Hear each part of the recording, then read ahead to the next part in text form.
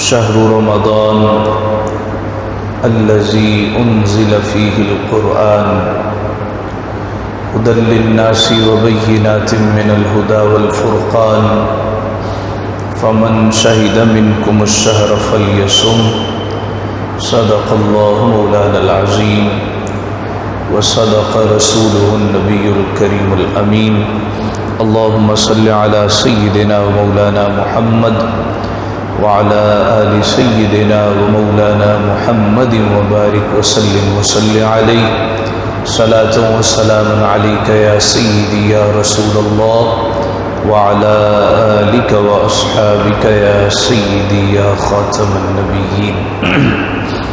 معزز و مکرم حاضرین محترم، رمضان المبارک کی آمد ہے. اللہ تعالیٰ نے اس ماہ مبارک کے حوالے سے ارشاد فرمایا شہر رمضان، رمضان کا مہینہ، الذی انزل فیہ القرآن، کہ جس میں ہم نے قرآن کو نازل کیا. ہدی للناس، لوگوں کے لیے ہدایت کا سامان ہے. وبینات من الہدی والفرقان، ہدایت کی نشانیاں ہیں، حق و باطل میں فرق کرنے کی نشانیاں ہیں. فمن شہد منکم الشہر فلیصم، تو تم میں سے جو کوئی اس مہینے کو پائے تو اس کو چاہیے وہ روزوں کا اہتمام کرے.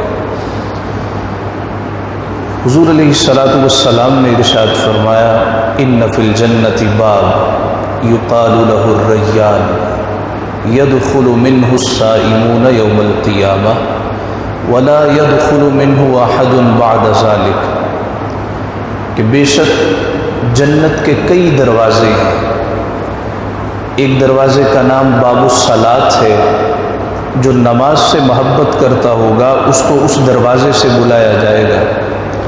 ایک کا نام باب الصدقہ ہے، جو صدقے سے محبت کرتا ہوگا اس کو اس دروازے سے بلایا جائے گا. اور فرمایا اس میں ایک دروازہ ہے جس کا نام ہے باب الریان، یعنی سیرابی والا دروازہ. آپ صلی اللہ علیہ وسلم نے ارشاد فرمایا قیامت کے دن اس دروازے سے اس شخص کو بلایا جائے گا جو رمضان المبارک کے روزوں سے محبت کرتا ہو. اور جب روزے دار اس دروازے سے داخل ہو جائیں گے پھر وہ دروازہ بند کر دیا جائے گا. اس کے بعد اس دروازے سے کوئی اور داخل نہیں ہو سکے. حضور علیہ السلام نے ارشاد فرمایا الصوم لی، روزہ میرے لیے ہے، وَأَنَا أَجْزِي بِهِ، اور میں ہی اس کی جزا عطا کروں گا. ایک سوال پیدا ہوتا ہے کہ ساری عبادتیں اللہ کے لیے، نماز بھی اللہ کے لیے ہے، روزہ بھی اللہ کے لیے ہے، زکوٰۃ بھی اللہ کے لیے ہے، حج بھی اللہ کے لیے. اسلام کے 5 ارکان ہیں جنہیں ارکان خمسہ کہا جاتا ہے. 5 پلرز آف اسلام. وہ کیا ہے؟ شہادہ، یعنی اللہ کی وحدانیت کا اقرار کرنا، مصطفیٰ کی رسالت کا اقرار کرنا. اس کے بعد نماز ہے، پھر روزہ ہے، پھر حج ہے، پھر زکوٰۃ. یہ 5 اسلام کے ارکان ہیں جن پر اسلام کی پوری عمارت کھڑی. تو حضور علیہ السلام نے ارشاد فرمایا کہ اللہ پاک نے فرمایا روزہ خاص میرے لیے ہے، میں ہی جزا دوں گا. اس کا مطلب کیا ہے؟ اس کا مطلب یہ ہے کہ نماز میں بھی ریاکاری کا شائبہ ہو سکتا ہے اور ہوتا ہے. نماز پڑھ رہے ہیں تو لوگوں کو نظر آ رہا ہے یہ نماز پڑھ رہا ہے. زکوٰۃ دی جا رہی ہے تو کسی اور کو خبر ہو نہ ہو، جس کو دی جا رہی ہے اس کو تو پتہ ہے کہ بھئی زکوٰۃ دی جا رہی ہے. حج کیا جا رہا ہے تو سب سے مل کے حج پہ جایا جا رہا ہے.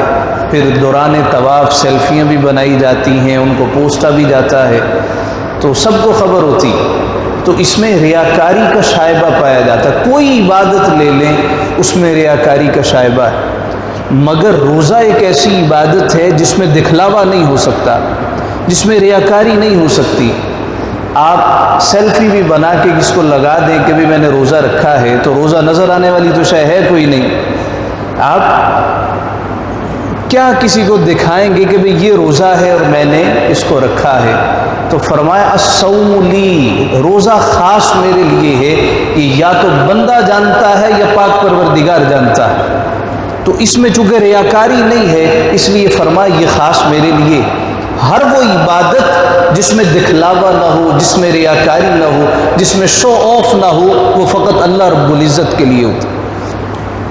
ایک بزرگ اپنی توبہ کا واقعہ بیان کرتے ہیں، وہ کہتے ہیں میں دمشق کی کسی مسجد میں جمعہ پڑھنے کے لیے چلا گیا، دیکھا کہ بڑی خوبصورت عالی شان مسجد ہے، میرا دل چاہا میں اس مسجد کا محتمم صدر بنا دیا جاؤں، میں کہوں تو دروازے کھلیں، میں کہوں تو بند ہو جائیں، میرے ابرو کا اشارہ ہو تو پنکھے چلیں، میں اگر کہوں تو پنکھے بند ہو جائیں، جس کو چاہوں مسجد آئے، جس کو چاہوں نکال۔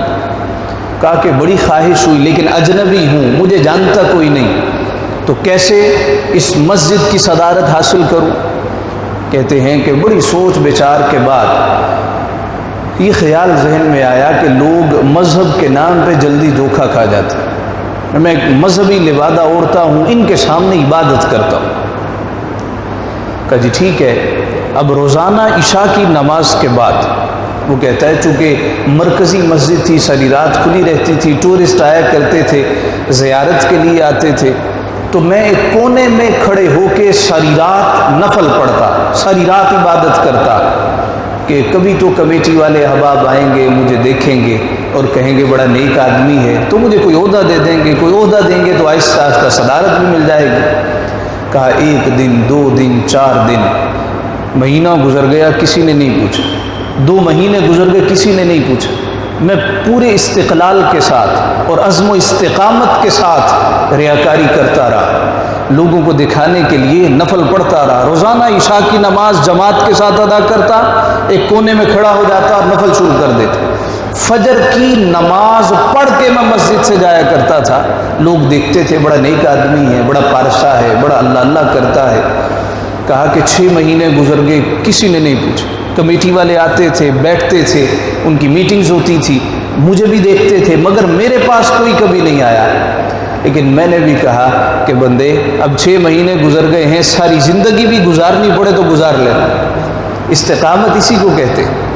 کہا کہ ایک پورا سال ہو گیا، 365 دن ہو گئے، کوئی میرے پاس نہیں آیا۔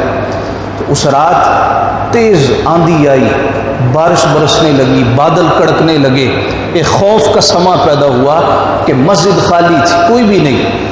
میں نے نکڑ پہ نفلوں کی نیت کی کہ ابھی کوئی آئے گا اور مجھے آ کے دیکھ لے گا، تو میں نماز پڑھ رہا ہوں۔ کہا کہ جو ہی میں نے نیت کی اور سر سجدے میں رکھا، ہاتف غیب سے آواز آتا ہے، اے بندے اب بھی تجھے حیا نہیں آیا، اب بھی شرم نہیں آئی؟ ایک پورا سال ہو گیا ہے، ایک سجدہ بھی کبھی ہمارے لیے نہیں کیا، پورا سال ہونے کو آ گیا ہے، ایک دفعہ بھی سبحان ربی الاعلیٰ ہماری خاطر نہیں کیا، لوگوں کو دکھانے کے لیے پورا سال برباد کر دیا ہے۔ کہا کہ جب یہ آواز آئی تو رونگٹے کھڑے ہوئے، چیخ مار کے سجدے میں گرا اور سچی توبہ کی۔ تہجد کی اذانیں ہو رہی تھی، کہا میں نے وہ تہجد کے وقت 2 رکعت نماز نفل خالصتاً اللہ کے لیے پڑھے اور توبہ کی، مولا آئندہ کبھی ریاکاری نہیں ہوگی، آئندہ کبھی دکھلاوا نہیں ہوگا۔ کہا کہ ساتھ ہی فجر کی اذانیں شروع ہو گئیں، فجر کی نماز پڑھ کے میں فارغ ہوا تو کمیٹی کے احباب میرے پاس آ گئے اور کہا جناب ایک عرصہ ہو گیا ہے آپ کو ہماری مسجد میں عبادت کرتے ہوئے، ہماری مسجد میں آتے ہوئے، ساری رات آپ اللہ اللہ کرتے ہیں، بڑے نیک پارسا ہیں، ہمارے سرپرست کوئی نہیں ہے، ہم چاہتے ہیں آپ جیسا نیک بندہ ہمارا سرپرست بن جائے، ہماری مسجد کا صدر بن جائے۔ تو کہا میں ان سے کہتا ہوں اللہ کے بندو اگر کل کہتے تو مان لیتا، آج میں توبہ کر چکا ہوں، اللہ کے حضور سچی توبہ کر لی ہے۔ اے پاک پروردگار کوئی عمل ایسا نہیں ہوگا جس میں ریاکاری، کوئی عمل ایسا نہیں ہوگا جس میں دکھلاوا۔ تو اسلام کی جتنی بھی عبادتیں ہیں آپ دیکھ لیں، اس میں ریاکاری کا شائبہ پایا جا سکتا ہے سوائے روزے کے۔ اس لیے فرمایا الصوم لی وانا اجزی بہ، روزہ خالصتاً میرے لیے ہے اور اس کی جزا بھی میں پروردگار ہی عطا کروں۔ اور اللہ کیا جزا عطا فرمائے گا یہ اللہ جانتا ہے، یا جس کو جزا دی جا رہی ہے وہ بندہ جانتا ہے۔ حضور علیہ الصلوۃ والسلام نے فرمایا یہ روزہ احتساب کے لیے، انسان اپنا محاسبہ کرتا، اپنے نفس کو روکتا، انسان کو پریکٹس کروائی جاتی ہے کہ کس طریقے سے نفس کو قابو میں کرنا۔ ہمارا نفس یہ ازل سے پلید نہیں ہے، یہ بعد میں پلید ہوا، اور یہ کوئی بری چیز بھی نہیں ہے ہم اس کو گالم گلوچ کرتے پھریں۔ اسی نفس کے بارے اللہ نے کہا یا ایتھا النفس المطمئنہ، اے نفس مطمئنہ ارجعی الی ربک راضیۃ مرضیہ، آپ نے پروردگار کے پاس آ جا، تو اللہ سے راضی ہے اور اللہ تجھ سے راضی ہو گیا۔ ہاں یہ برا کب بنتا ہے جب ہم اس کی خواہشوں پہ عمل کرنا شروع کرتے، یہ جیسے کہتا ہے ہم ماننا شروع کر دیتے۔ روزہ ہمیں کیا بتاتا ہے؟ نفس کی خواہش ہے کھانا کھاؤں، مگر نفس کو روکا جا رہا ہے، نہیں بندے روزہ رکھا، جب تک سورج غروب نہیں ہوگا تجھے کھانے کی اجازت نہیں۔ نفس کی خواہش ہے کہ شہوانی چیزوں کی طرف جاؤں، نفسانی چیزوں کی طرف جاؤں، مگر اس کو روکا جا رہا ہے، اے نفس باز آ جا، اللہ تعالیٰ نے منع فرمایا۔ تو جس طرح صبح سے شام تک نفس کو روکا جا سکتا ہے، فرمایا اس طرح تم ساری زندگی نفس کو قابو میں کر سکتے ہو، اور یہ کوئی مشکل مرحلہ نہیں۔ مہینہ رمضان المبارک کا اللہ سے جڑنے کا مہینہ، اللہ کے پاس آنے کا مہینہ۔ آپ نے اس میں جلالت اللہ کے حوالے سے کبھی اگر غور کیا ہو کہ اللہ سے جڑا کیسے جاتا ہے، تو اس میں جلالت اللہ میں سب سے پہلے الف آتا۔ الف استعارہ ہے اللہ تعالیٰ کی ذات کا۔ بابا بلے شاہ صاحب کہا کرتے تھے علموں بس کریو یار ہک الف تیرے درکار، علموں بس کریو، اتنی ڈگریاں آ گئی ہیں، اتنی ڈگریاں آ گئی ہیں، وہ ڈگریاں حاصل کیا کریں، ان کے نام بھی ہمیں معلوم نہیں ہیں، اتنی ڈگریاں آ گئی۔ تو فرمایا علموں بس کریو یار ہک الف تیرے درکار، کیونکہ علم نہ آوے وچ شمار جاندی عمرے نہیں اعتبار، علموں بس کریو یار ہک الف تیرے درکار، پڑھ پڑھ لکھ لکھ لاویں ٹھیر، ٹھیر کتاباں چار چفیر، گردے چانن وچ ہنیر، پوچھو رات خبر نہ سار، علموں بس کریو یار ایک الف تیرے درکار۔ تو وہ الف کیا ہے؟ اللہ کی ذات ہے۔ علم الاعداد میں الف کا عدد ایک ہے۔ آپ نے بسم اللہ الرحمن الرحیم کے حوالے سے سنا 786، تو 786 کا معنی کیا ہے؟ با کا عدد لیا، سین کا لیا، میم کا لیا، الف کا لیا، تمام اعداد کو ملایا، ان کو جمع کیا تو کتنا بن گیا؟ 786۔ تو 786 یہ دلالت کرتا ہے کہ بھئی بسم اللہ الرحمن الرحیم لکھا گیا۔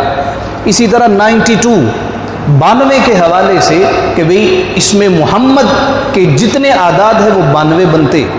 علم الاعداد ایک علم ہے، چھوٹا سا علم ہے، اگر آپ کوشش کریں 1 گھنٹے میں آپ کو یہ پورا علم آ سکتا۔ تو علم الاعداد میں الف کا عدد ایک ہے۔ الف کا کتنا عدد ہے؟ بولیے، ایک عدد ہے، اور الف استعارہ ہے اللہ کی ذات کا۔ بزرگان دین فرماتے ہیں وہ جو اللہ پاک کی ذات ہے جو کہ استعارہ ہے الف، جس کا عدد ایک ہے، اصل قیمت اسی کی ہے۔ باقی کائنات میں جتنے لوگ ہیں ہم سارے کے سارے ہم صفریں ہیں۔ میں صفر ہوں، میرا دل کیا، میری وقت کوئی نہیں، میری حیثیت کوئی نہیں، مجھے جانتا کوئی نہیں، میری عزت کوئی نہیں، میری توقیر کوئی نہیں۔ میں بھی عزت والا بن جاؤں، میں بھی قیمت والا بن جاؤں، میں بھی توقیر والا بن جاؤں، صفر ہوں، میں کیسے عزت والا بن سکتا ہوں؟ میری قدر کیسے ہو سکتی ہے؟ صفر کی تو قدر ہی کوئی نہیں، صفر کی تو ویلیو ہی کوئی نہیں ہوتی۔ تو جب میں نے یہ چاہا میری کوئی ویلیو ہو جائے، میں اپنا آپ ایک کے ساتھ جوڑ دیتا ہوں جو کہ الف کا عدد ہے۔ صفر ہوں، ایک کے ساتھ جڑ گیا، کتنے بن گئے؟ 10۔ ایک اور صفر تھا، اس نے کہا مجھے بھی کوئی نہیں پوچھتا، میں بھی جڑ جاتا ہوں، وہ میرے ساتھ جڑ گیا، اس کی کتنی ویلیو ہو گئی؟ 100۔ ایک اور آیا، وہ اس صفر کے ساتھ جڑ گیا، اس کی ویلیو 1000 ہو گئی۔ اس طرح کرتے جائیں، ساری صفر ہیں، ساری جڑتے گئے، اس ایک نے 10 بھی بنا دیا، 100 بھی بنا دیا، 1000 بھی بنا دیا، لاکھ بھی بنا دیا، کروڑ بھی کر دیا، عزت والا بھی کر دیا، وقت والا بھی کر دیا، ویلیو والا بھی کر دیا۔ اگر کسی روز صفر کو خیال آ جائے کہ بھئی میں تو 1000 ہو گیا، میں تو لاکھ ہو گیا، میں تو کروڑ بن گیا، میں تو ارب بن گیا، میں تو خرب ہو گیا، تو الف کیا کرتا ہے؟ وہ جو ایک ہے وہ اپنا آپ ہٹا لیتا۔ جب ایک ہٹا لیتا ہے، وہ جو لاکھ تھا وہ پھر صفر کا صفر ہی رہ جاتا۔ اللہ کہتا ہے یہ مہینہ جڑنے کا مہینہ ہے، مجھ سے جڑو، اگر بے وقت ہوئے وقت والا کر دوں گا، بے عزت ہوئے عزتوں والا کر دوں گا، بے توقیر ہوئے تو توقیر والا کر دوں گا۔ شرط کیا ہے؟ ایک سے جڑنا ہے۔ وہ ایک کیا؟ اللہ کی ذات ہے۔ بندہ جب اس سے جڑ جاتا ہے، بے وقت بھی ہو اللہ وقتیں عطا کرتا، بے عزت ہو اللہ عزتوں کا مالک کر دیتا۔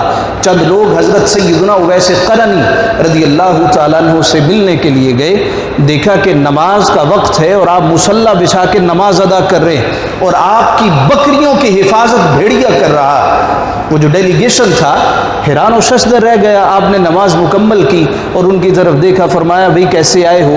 کہنے لگے جی یہ تو بعد میں بتائیں گے، ایک سوال پیدا ہوا۔ یہ کیسا سوال؟ عرض کرنے لگے جناب ہمیشہ دیکھتے سنتے پڑھتے آئے ہیں کہ بھیڑیا بکری کو کھا جاتا ہے، مگر یہاں آپ کی بکریوں کی حفاظت بھیڑیا کر رہا ہے، اس کے کیا وجہ؟ فرمایا زیادہ تردد کی ضرورت نہیں ہے، تذبذب میں پڑھنے کی حاجت نہیں ہے، وجہ یہ ہے جب سے ہم اس کے ہوئے ہیں اس کی ساری مخلوق ہماری ہو گئی۔ وقت ہوتا ہے ہم اس کے حضور حاضر ہو جاتے ہیں، اس کی ساری مخلوق ہمارے حضور حاضر ہو جاتی۔ تو یہ مہینہ، آنے والا مہینہ رمضان المبارک، یہ اللہ سے جڑنے کا مہینہ، اس کے ساتھ ملنے کا مہینہ۔ وہ کہتا ہے تم ایک دفعہ آؤ تو صحیح نا۔ فرمایا اس کا پہلا عشرہ رحمتوں کا ہے، دوسرا مغفرتوں کا ہے، اور تیسرا دوزخ سے آزادی کا عشرہ۔ اس کی رحمتیں کیسی ہیں، اس کی مغفرتیں کیسی ہیں اور بخششیں کیسی ہیں۔ حضور علیہ الصلوۃ والسلام صحابہ کے جھرمٹ میں کہیں تشریف لے جا رہے تھے، ایک خاتون اپنے چھوٹے سے بچے کے ہمراہ بھی کہیں سائڈ سے گزر رہی تھی، بچے کو ٹھوکر لگی، وہ گر گیا۔ وہ ماں نے سب کچھ چھوڑا، بچے کو اٹھایا، چپ کرایا، سینے سے لگایا، دودھ پلایا۔ حضور علیہ الصلوۃ والسلام نے فرمایا صحابہ کیا یہ ماں اپنے بچے کو وہ تنور جل رہا ہے اس میں پھینک سکتی ہے؟ صحابہ عرض کرتے ہیں یا رسول اللہ سوال ہی پیدا نہیں ہوتا، بچہ ذرا سا گرا ہے، ماں سب کچھ چھوڑ چھاڑ کے سینے سے لگا کے بیٹھی ہے، یہ کیسے اپنے بچے کو اذیت اور تکلیف میں دیکھ سکتی اور پھر آگ میں ڈال دے؟ سوال ہی پیدا نہیں ہوتا۔ حضور نے فرمایا صحابہ گواہ ہو جاؤ، میرا پروردگار اس جیسی 70 ماؤں سے زیادہ اپنے بندے سے محبت کرتا۔ وہ کہتا ہے بندے آ جا، آ تو صحیح نا، میری طرف آ تو صحیح، تو کہاں بھاگا پھرتا؟ ہم تیرے ہیں، تو لاکھ انکار کرتا پھرے مگر ہے تو پروردگار کا بندہ۔ الم یأن للذین آمنوا ان تخشع قلوبہم لذکر اللہ۔ وہ فرماتا ہے بندے اب بھی وہ وقت نہیں آیا تو آ جائے، اب بھی وہ وقت نہیں آیا تیرا دل ہماری یاد میں تڑپنے لگے۔ وہ کب وقت آئے گا جب تو دنیا کے لوگوں کی خاطر تو تڑپتا ہے، اپنے خالق کی خاطر تیرا دل تڑپتا نہیں، تیرا دل مچلتا نہیں ہے، تیری جبینیں نہیں مچلتی۔ آ بندے آ جا، پروردگار کی طرف آ جا۔ آخر میں ایک پیغام ہے، رمضان المبارک کا مہینہ ہے، ہمارے اوقات تھوڑے تبدیل ہو جاتے ہیں، شیڈول تھوڑا بدل جاتا ہے۔ رمضان المبارک میں قرآن شریف کی تلاوت لازمی کیجیے، نیت کیجیے کہ ایک دفعہ قرآن شریف ضرور مکمل کرنا۔ فرمایا یہ مہینہ رمضان اور قرآن یہ لازم و ملزوم ہے، لازمی طور پہ قرآن شریف کی تلاوت کیجیے اور اپنے بچوں کو وقت دیجیے، بچوں کے لیے لازمی وقت نکالیے کہ رمضان المبارک کا بابرکت مہینہ۔ ہم عمومی طور پہ کیا ہوتا ہے جب بچے اسکول جا رہے ہوتے ہیں ہم سو رہے ہوتے ہیں، اور جب ہم واپس آتے ہیں وہ سو رہے ہوتے ہیں، ان کی خاطر 2-2 3-3 شفٹیں بھی لگائی جاتی ہیں، ان کو ٹائم نہیں دیا جاتا۔ اور ہمارے معاشرے کا المیہ بھی یہ ہے، بیچارہ 3 سال کا نہیں ہوتا اس کو پکڑ کے اسکول میں داخل کر دیتے، بھی ساڑی جان چھٹے ساڑے مغروں لتھے۔ اب وہ ماں 2 بچے کو نہیں سنبھال سکتی، اور اسکول میں ایک مس وہ کتنے بچوں کو دیکھتی ہے؟ 20 سے 30 بچے۔ پرائیویٹ اسکولوں میں یہی حال ہوتا ہے، 20-20 بچوں کو دیکھ رہی، 30-30 بچوں کو نہیں دیکھ رہی۔ وہ گھر میں جو ماں ہے، عورت ہے، وہ 2 بچے نہیں سنبھال سکتی، وہ 30 کیسے سنبھالتی ہوگی؟ تو پھر جھڑکیاں ہی دینی ہے، نتیجتاً اس کی گروتھ بھی رک جاتی ہے، اس کا مینٹل لیول بھی رک جاتا ہے۔ اب وہ حسد کا جذبہ پال لیتا ہے، خوف کا جذبہ پالتا ہے، ضدی ہو جاتا ہے، جاتے ہوئے بھی روتا ہے، آتے ہوئے بھی روتا ہے۔ ہم نے کبھی اس اینگل سے نہیں سوچا۔ اسلام کو پڑھے نا تو حضور نے فرمایا بچہ 7 سال کا ہو تو نماز کا حکم دو۔ ابھی وہ 3.5 سال کا نہیں ہوتا، ہم کہتے ہیں ایسے کر ویسے کر، نہ کرے تو ایک ادھر سے لگا ایک ادھر سے لگا، وہ کیا سیکھے، وہ کیا سمجھے؟ اسلام کہتا ہے 7 سال کا ہو تو نماز کا حکم دو، 10 سال کا ہو تو پھر تم سختی کر سکتے ہو، پھر تمہیں اجازت ہے تو سختی کرو۔ لیکن ہمارے ہاں ایسے نہیں ہوتا، ہماری مردانگی کی جو خلاف ہے، ہم کہتے ہیں میری بات نہیں مان رہا، اس بیچارے کو خبر ہی نہیں۔ حضور علیہ السلام امام حسن اور حسین کو، چھوٹی عمر ہے 5-6 سال کے، چھوٹی عمر، آپ انہیں اپنی پشت پہ سوار کراتے تھے اور مڑ مڑ کے پوچھتے تھے بتاؤ تمہارا اونٹ کیسا ہے، تمہارا اونٹ کیسا ہے؟ حضور علیہ السلام حضرت امامہ حضرت زینب کی بیٹی، حضور علیہ السلام نماز کی حالت میں دیکھتے تھے رو رہی ہے، اٹھاتے تھے اور اٹھا کے ان کو نماز پڑھا کرتے تھے۔ اور یہی چھوٹے امام حسن اور حسین شہزادے جب حضور علیہ السلام حالت سجدہ میں ہوتے اوپر آ کے بیٹھ جاتے، کبھی سر سجدے سے نہیں اٹھایا مبادا گر جائیں، ایسے نہ ہو انہیں چوٹ لگ جائے۔ بچوں سے اتنی محبت کرتے تھے، اتنی شفقت کرتے تھے۔ اور آج اگر ہم اپنی طرف دیکھیں، منت و مرادوں کے بعد بچے لیتے ہیں، جب بچے آ جائیں تو پھر دھتکارنا شروع کر دیتے، پھر انہیں مارنا شروع کر دیتے۔ حضور نے فرمایا لیس منا من لم یرحم صغیرنا ولم یوقر کبیرنا، وہ ہم میں سے ہے ہی نہیں جو چھوٹوں پہ رحم نہ کرے اور بزرگوں کی بزرگی کا خیال نہیں کرتا، چھوٹوں کی معصومیت کا خیال نہیں کرتا۔ حضور علیہ السلام نے فرمایا جس کی داڑھی میں ایک سفید بال بھی ہو، اللہ کے حضور التجا کرے تو مولا بھی حیا کرتا۔ اللہ کہتا ہے فرشتوں سفید بالوں والا مجھ سے مانگ رہا ہے، مجھے شرم آ رہی ہے، جو مانگتا ہے اس کو عطا کر دیا جائے۔ اور چھوٹوں پہ رحم کرنا، چھوٹوں پہ شفقت کرنا۔ حضور علیہ السلام ایک چھوٹے بچے کو اٹھا کے پیار کر رہے تھے، ایک شخص آیا یا رسول اللہ میرے 12 بچے ہیں، میں نے تو کبھی اس طرح پیار نہیں کیا۔ حضور نے فرمایا اگر کسی کا دل ہی اللہ نے سخت کر دیا ہے تو ہم کیا کر سکتے ہیں؟ یہ تو نرمی کی علامت ہے، نرم دلی کی علامت ہے۔ آئیے بچوں کو وقت دیجیے، رمضان المبارک سب سے بڑی دولت متاع گرامایا کیا ہے؟ وہ اولاد ہے۔ مرنے کے بعد فرمایا جب سارے کھاتے بند ہو جاتے، سارے کھاتے کلوز ہو جاتے ہیں، 3 چیزیں کام آتی ہیں، ان میں سے ایک صالح اولاد ہے۔ وہ جب تمہاری محبتیں یاد کرتی ہے، دل سے دعا کرتی ہے، اللہ قبر میں ٹھنڈک اتار دیتا۔ تو رمضان المبارک قرآن سے محبت کیجیے، اپنے بچوں کو وقت دیجیے، گھر میں پابندی لگائیے کہ گھر میں جب ہم سب اکٹھے ہوں موبائل فون بند ہوگا، نہ بچوں کا موبائل چلے گا، نہ والد صاحب کا چلے گا، نہ والدہ کا چلے گا۔ موبائل نہیں ہوتے تھے بڑا اچھا گزارا ہوتا تھا، موبائل کے بغیر بڑا اچھا گزارا ہوتا ہے۔ ماں وہ اپنی گیمیں کھیل رہی ہے، باپ وہ اپنی ویڈیو دیکھ رہا ہے، چیٹنگ کر رہا ہے، اور بچے جو ہیں وہ اپنا لگے ہوئے ہیں۔ پھر کہاں سے محبت پیدا ہو، کہاں سے الفت پیدا ہو، کہاں یہ احساسات جنم لے؟